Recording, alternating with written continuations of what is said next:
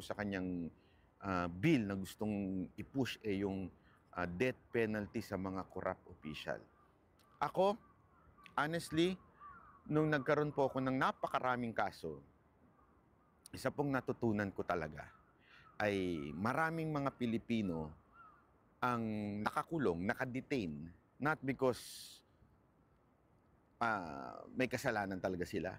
Marami sa kanila na inape ng sistemang bulok sa Pilipinas na pag mayaman ka, kaya mong magpakulong kahit walang kasalanan.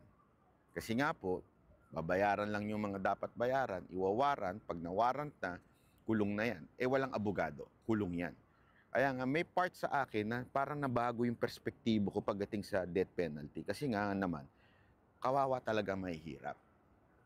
Ngunit, pagdating sa corrupt official, dapat talagang i-death penalty. Una-una, may kakayanan silang kumuha ng abogado.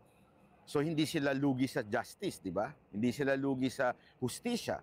Kaya nila mag-ano ng abogado. So, ibig po sabihin, yung talagang tunay na mabibitay dahil sa corruption ay yun talagang tunay na nagkasala.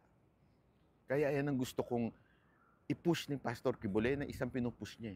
Kasi alam niyo mga kababayan, nakakalungkot. Ako